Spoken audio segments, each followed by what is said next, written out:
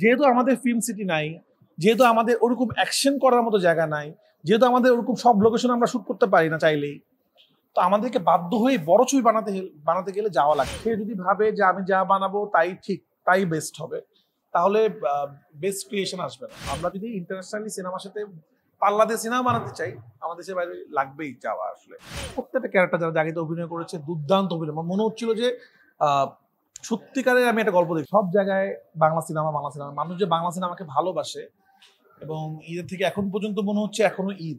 এই যে প্রত্যেকটা সিনেমা মানুষ দেখছে, যেভাবে করে বরবাদ দেখছে, যেভাবে করে দাগি দেখছে, জঙ্গলি দেখছে, চক্কর দেখছে, জিন দেখছে, যে উৎসব, ফিল্ম দেখার জন্য একটা উৎসব, টিকিট পাওয়া যাচ্ছে না, এটা আমাদেরকে অনেক বেশি আরো খুশি আর কি। মানে এখন আমরা আরো বেশি কনফিডেন্ট যে না, সিনেমা থাকবে, মানুষ সিনেমাকে ভালোবাসে, মানুষ এন্টারটেইন হতে চায়, মানুষ সিনেমার সাথে নিজেকে থাকতে চায়, এটা একটা খুশি। এবং সিনেমার মাধ্যমে আমি অনেক কিছু বলতে পারবো, এটা একটা অনেক বড় সম্ভাবনা।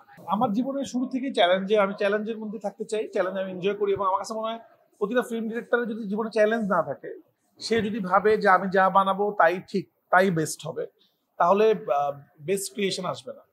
আমি যখন পরাণ বানানো শুরু করছি, পরাণ খুব ছোট বাজেটে ছিল, পরাণ যখন ব্লকবাস্টার হয়, এরপরে কোরবানি দিয়ে এর থেকে বেটার সুরঙ্গ বানানোর চেষ্টা করছি, সুরঙ্গ পর আরেকটু বড় করার চেষ্টা করছি তুফানে। আমি নিজেকেই সবসময় চ্যালেঞ্জ দেওয়ার চেষ্টা করি।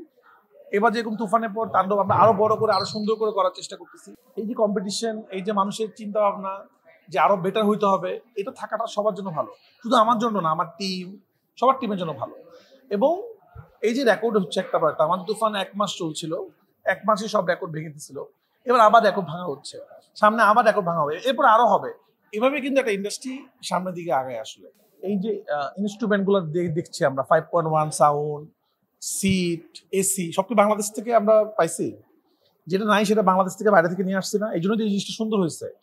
তো আমরা তখনই দেশের বাইরে যাই যেটা আমাদের দেশে নাই। বিষয়টা এরকম না আমরা ইচ্ছা করে দেশে শুটিং না করে দেশের বাইরে শুটিং করছি।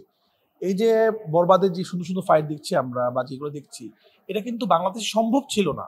বিষয়টা কিন্তু এরকম না যে কোনো টিম যে ইচ্ছা করে বিদেশে যে শুট করে, কেউ দেশ ছেড়ে বিদেশ যেতে চায় না। আসলে আমরা তখনই দেশের বাইরে যা শুট করি যখন যেই জিনিসটা আমাদের বাংলাদেশে নাই, যেই ইনস্ট্রুমেন্টটা বাংলাদেশে নেই, সেটা আনে। সেটা শুধু সিনেমা ক্ষেত্রে না, কিন্তু সেটা আমাদের অনেক খাবারের জিনিস হয়, আমাদের এই যে মেট্রো রেল, মেট্রো থেকে শুরু করে ব্রিজ থেকে শুরু করে বিভিন্ন ইঞ্জিনিয়ার নিয়ে আসি না আমরা, এবং অনেক কিছু বাইরে থেকে বানায় নিয়ে আসি না। এটা কিন্তু নেগেটিভ না।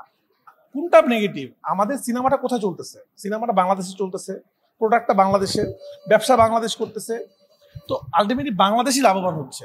যেহেতু আমাদের ফিল্ম সিটি নাই, যেহেতু আমাদের ওরকম অ্যাকশন করার মতো জায়গা নাই, যেহেতু আমাদের ওরকম সব লোকেশন আমরা শুট করতে পারি না চাইলেই, তো আমাদেরকে বাধ্য হয়ে বড় ছবি বানাতে গেলে যাওয়া লাগে। আমার কিন্তু পড়ানোর সময় যাওয়া লাগে নাই, আমাকে সুরঙ্গের সময় যাওয়া লাগে না, কারণ আমার ডিমান্ড করছিল না ওরকম ফাইট। আমার এর আগের ছবির সময় যাওয়া লাগে না। আমার তুফানে যেতে হচ্ছে, আমি তুফানের যে মেশিন গান ইউজ করছি, যে সেট আপ ইউজ করছি, সেটা বাংলাদেশে নাই। তাণ্ডব আমরা চেষ্টা করছি যতটুকু বাংলাদেশে শুট করার, যেটা বাংলাদেশে একদমই পারবো না, যে সম্ভব না, সেটা আমার দেশের বাইরে শুট করবো। যারা যে বিদেশ যায়, কেন যায় দেশের বাইরে শুট করতে, সেই জিনিসগুলো যদি বাংলাদেশে এনে ফেলা যায়, আমাদের ইমিডিয়েটলি একটা ফিল্ম সিটি দরকার, ইমিডিয়েটলি আমাদের অ্যাকশন করার জন্য সব রকম জিনিসপত্র দরকার। একটা গ্লাস ভাঙার জন্য যে গ্লাস লাগে, সেই গ্লাস আমাদের বাংলাদেশে নাই। যে শুটিং এর যে পিস্তল লাগে, সেই পিস্তল আমাদের নাই। যে ফাইটের ইনস্ট্রুমেন্ট লাগে, সেটা নাই।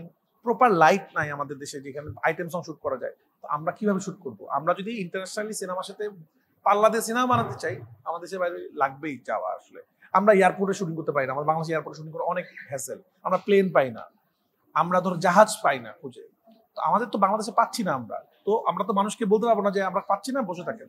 আমাদের কন্টিনিউয়াস সিনেমা দিতে হবে। দাগিতে জেরিন না, দাগিতে প্রত্যেকটা মানুষ ভালো অভিনয় করেছে। নিশু ভাই থেকে শুরু করে তমা, সোনেরা, সজিদুজ্জামান সেলিম, অপু, কাজী রাকাত ভাই, প্রত্যেকটা ক্যারেক্টার যারা দাগিতে অভিনয় করেছে দুর্দান্ত অভিনয়। আমার মনে হচ্ছিল যে সত্যিকারের আমি একটা গল্প দেখছি। আমি একদিন আগেও দেখেছি একবার, ছবিটা প্রথম দিন দেখেছি, আমি আজকে আবার দেখছি সবার সাথে একসাথে বসে। খুবই ভালো অভিনয়, এবং সিনেমাটা মানে অভিনেতা অভিনেত্রীরা এত ভালো অভিনয় করেছে, এটাই সিনেমাটাকে এই জায়গায় নিয়ে গেছে আমাদের।